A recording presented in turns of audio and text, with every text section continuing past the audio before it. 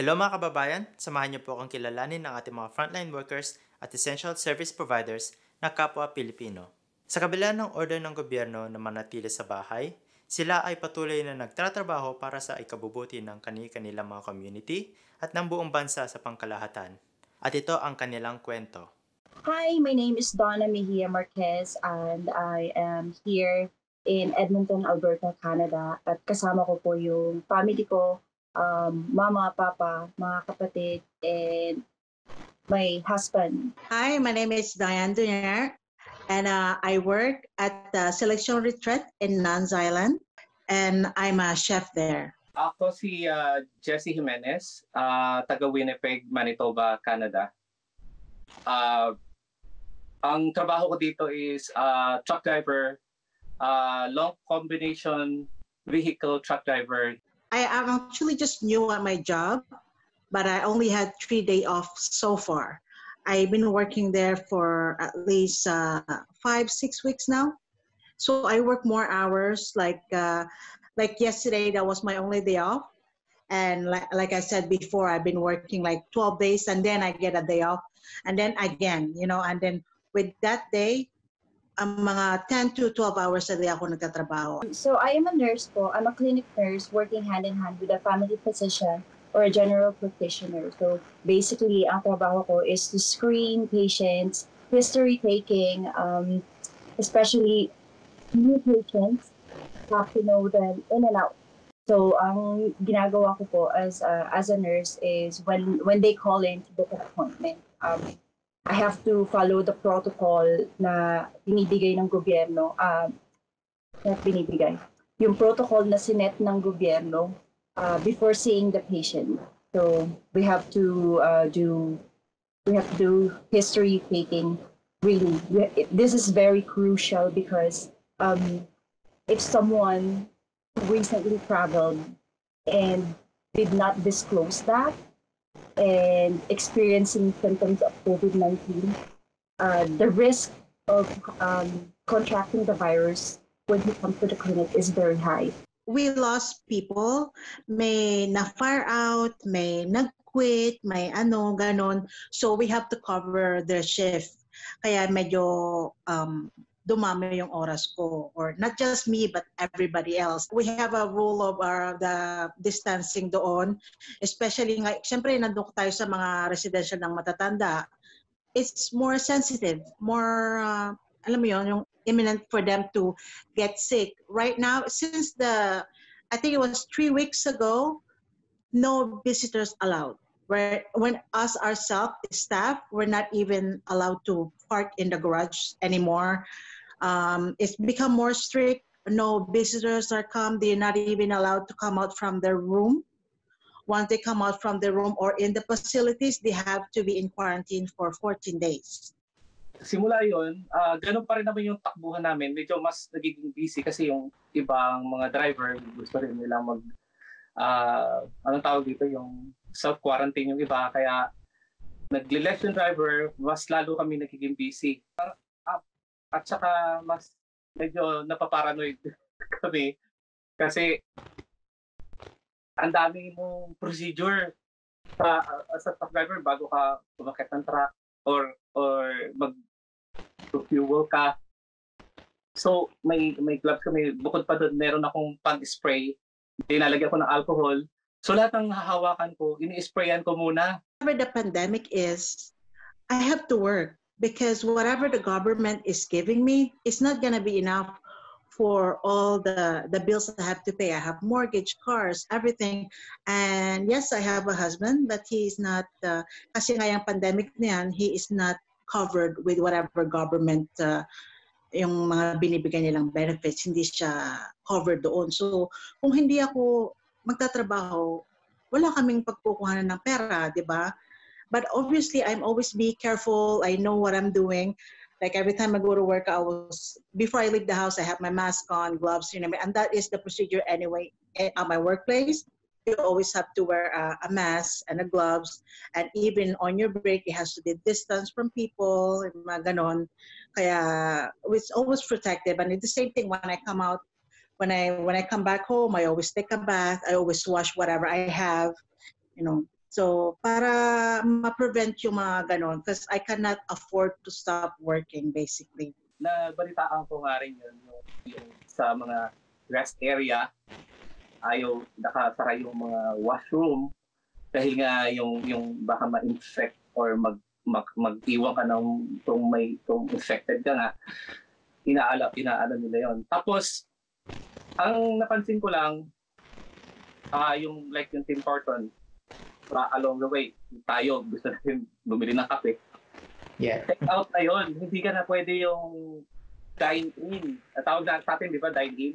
Kailangan take out or to go. Tapos doon mo na sa kakainin yung binili mo or iinumin yung coffee mo. Well, ako naman habang nagdadrive, ininom ko yung coffee ko. Ganon. So, yun ang napapansin namin. Tapos, ang isa sa napansin ko rin, yung for instance, yung sa Musjod, doon kami nag-washroom at nag-refuel, tapos nag-washroom. So, yung washroom, tatlo yung washroom na iswipe mo yung card ko para mag-washroom ka. Binawasan nila, naging 2 na lang open. Tapos yung lunch area, yung driver area, yung lounge area, binigyan nila ng yellow tape. Bawal ka na doon na maupo.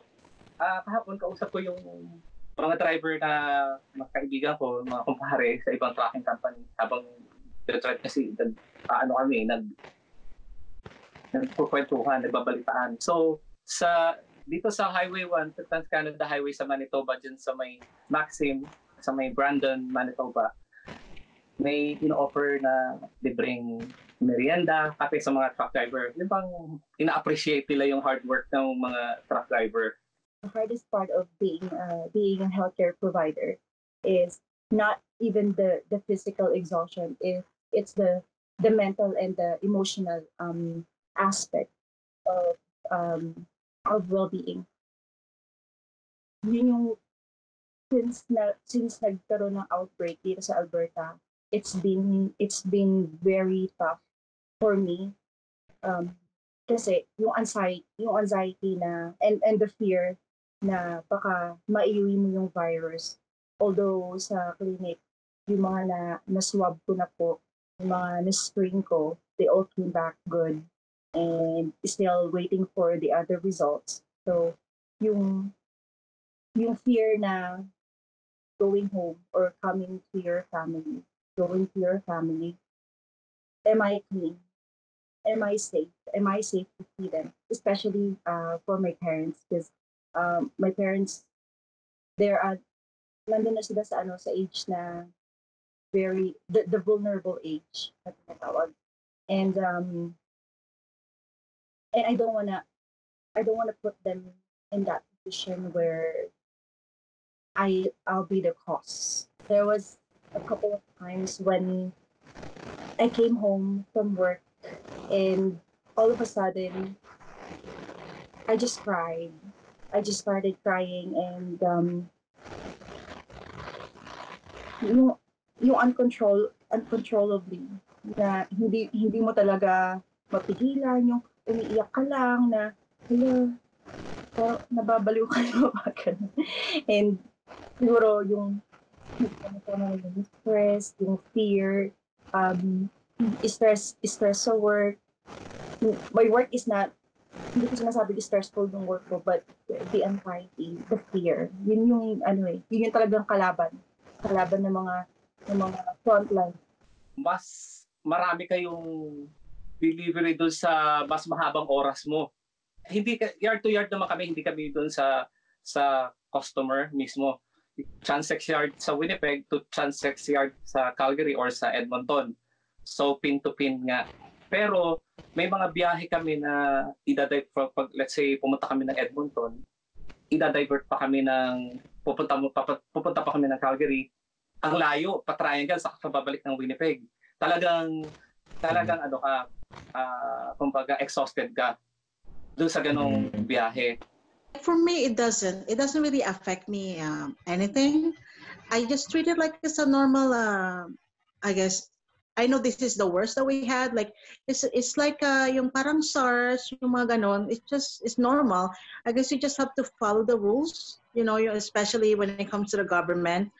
And as me for my job, like yung sa trabaho ko, they give us letter just in case the police stop us, like where we're going. At least we have a proof that yes, I'm going to work. Mga ganun ba? Yeah, you just have to follow the rules. I guess, distancing, protect yourself. I am very lucky na nag-work ako. I'm working for this network kasi they provide us yung insurance namin, meron siyang mental support.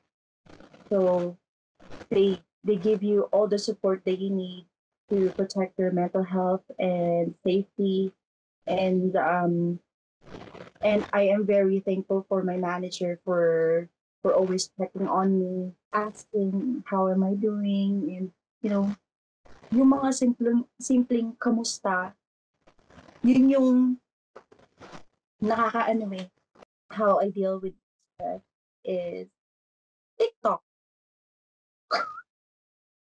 Nagtitikaw ako, yeah. So, yeah. And then, I sometimes, when I go on TikTok, merong mga healthcare professionals na with this similar situation as I do. Yung TikTok yung ginagawa nilang way para maibaling yung stress and anxiety. But a couple of days ago, I just couldn't take it anymore. So again, I broke down and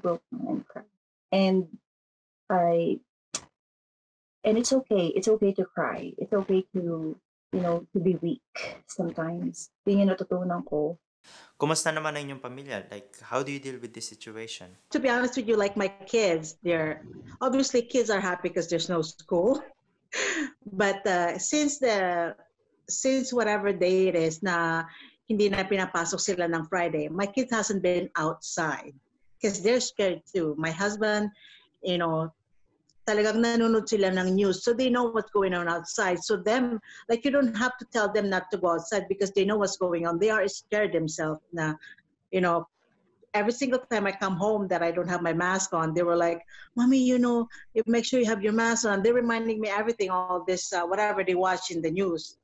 So for them, it's not really, it doesn't bother them. And every time I come home, I get the same thing, a hug or anything, but they know I told them, let me take a bath, and then you guys can give me a hug or kiss or whatever, the usual love that you get from a kid. But I always have to stop. And same thing, like when I go and bring food to my mom, I'm scared. Like it's automatically once pag binisita mo yung mga kapatid mo, they automatically naihag ka nila, ganon.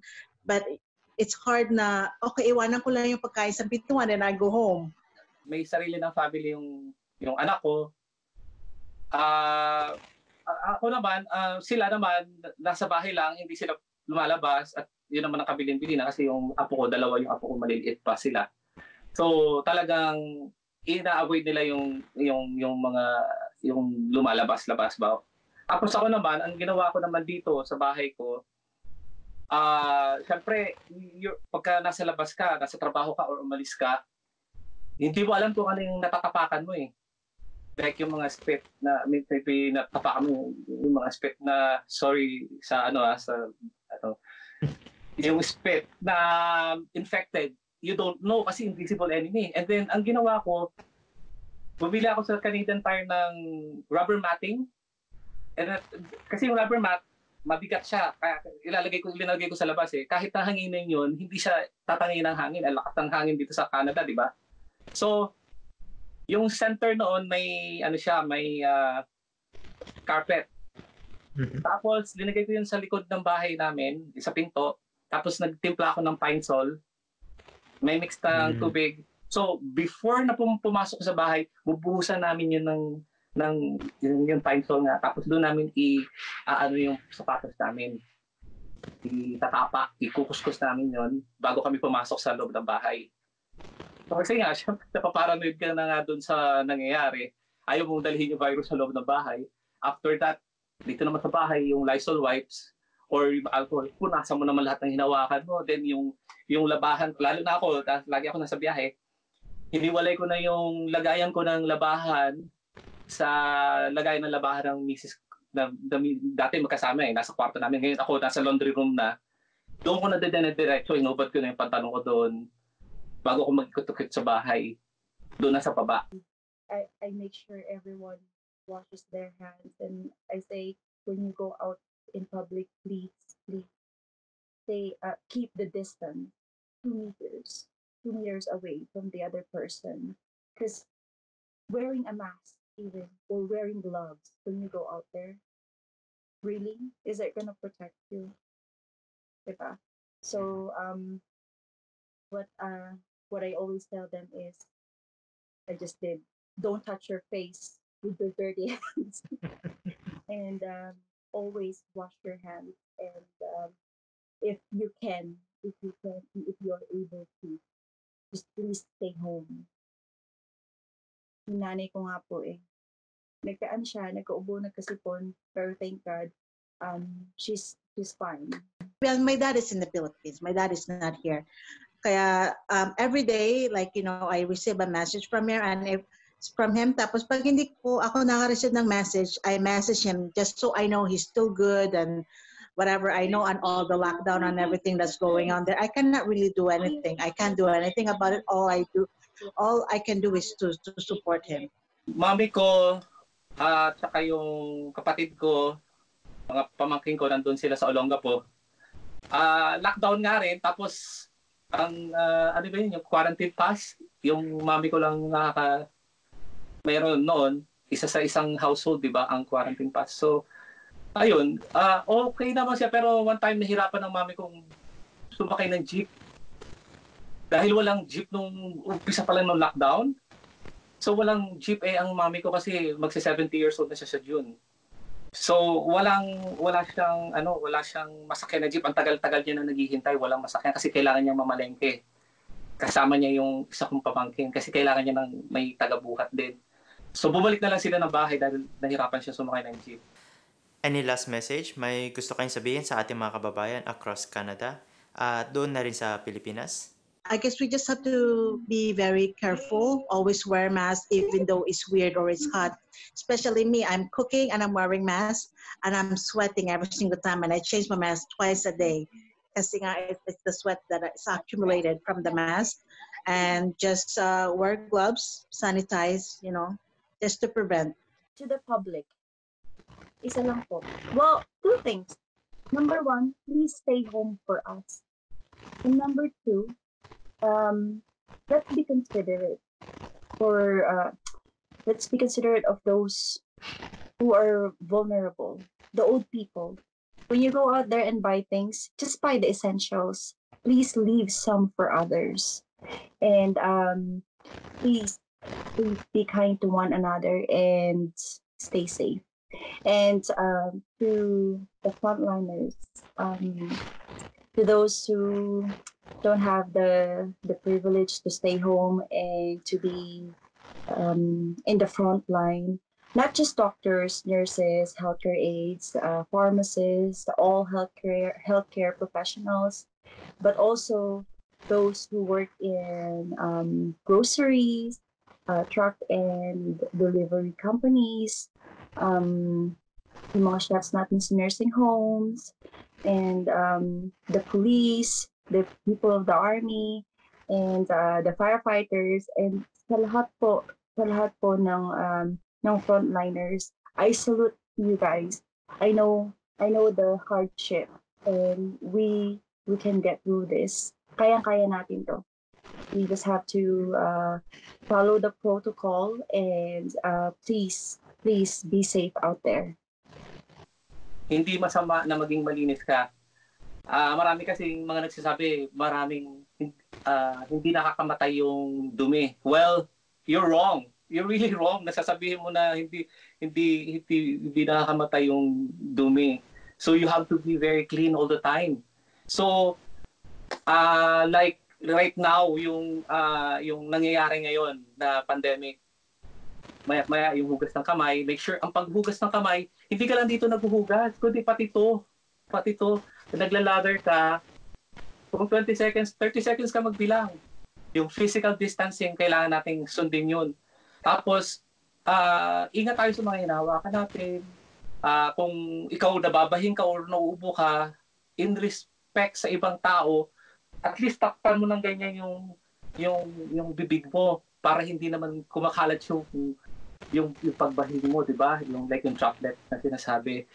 Tapos yung tulungan sa yung stay at home or yung physical distancing, respeto para ma-contain agad yung virus. Kasi kung nagkakaroon ng unity, cooperation ng bawat isa, walang matigas ang ulo sumusunod, mas mabilis ma-contain ang virus.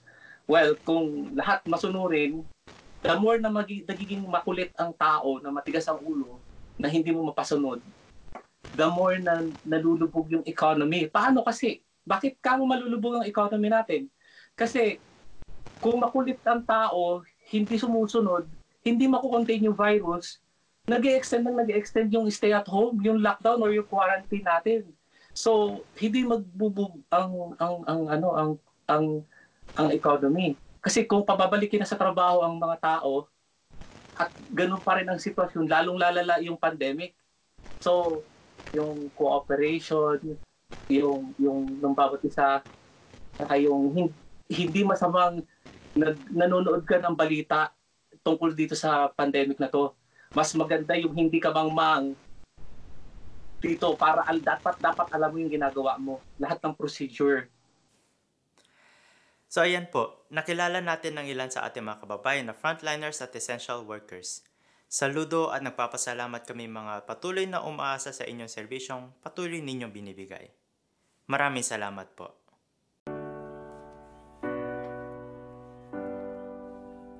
Yeah, yeah, yeah.